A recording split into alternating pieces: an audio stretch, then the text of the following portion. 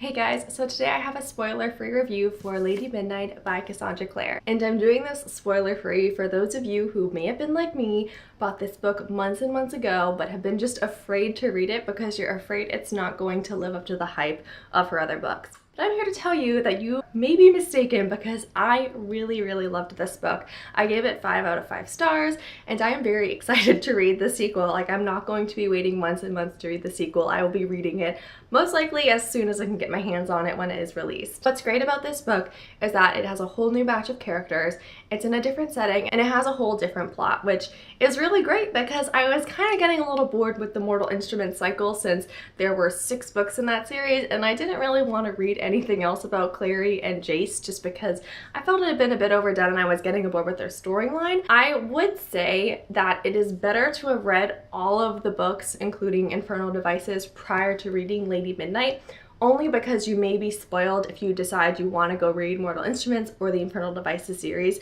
when you find out some things in Lady Midnight. Although it is in a different setting, you do see those characters return, and so just some relationship type things may be spoiled for you if you plan on reading those in the future. So I think you could start with Lady Midnight, but I also think it would be a good idea to read all the others, which is a daunting task considering she has 6 books in her Mortal Instruments series and 3 books in her Infernal Devices series. So a little bit about this book. Our main characters are Emma Carstairs and Julian Blackthorne, and they are Parabati. Now the thing is, and this isn't spoiling anything, I promise you, it is in the front flap here, they are developing feelings for each other, romantic feelings that are forbidden in Shadowhunter society.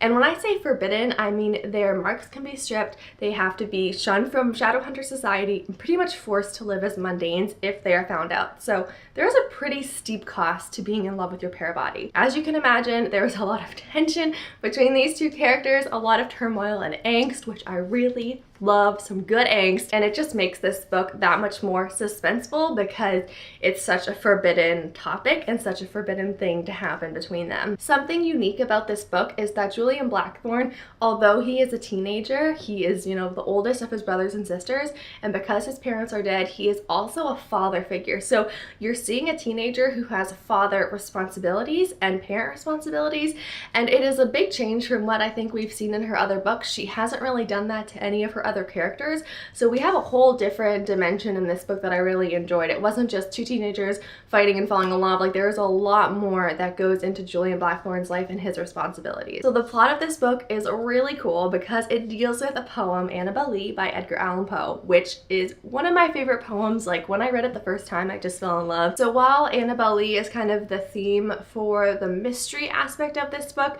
they're investigating these murders that have been taking place. The first murder started with Emma Carstairs' parents 5 years prior to this book starting. So she is an orphan. She has been hell-bent on finding out who killed her parents and why, because she doesn't believe what the slave has been telling her all along, and so she has to solve these murders.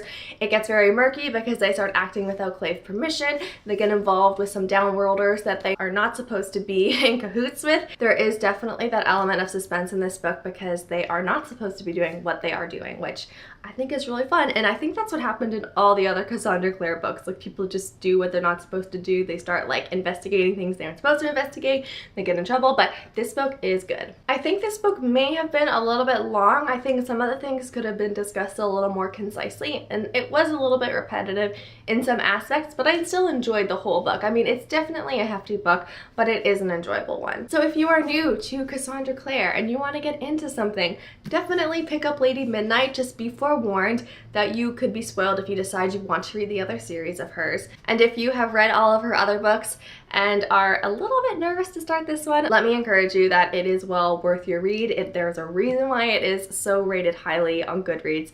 There's a reason why everyone raves about this book, so give it a shot. That's all that I have for Lady Midnight. If you want to discuss more about what happened in this book, let's talk in the comments below. Thank you for watching and happy reading.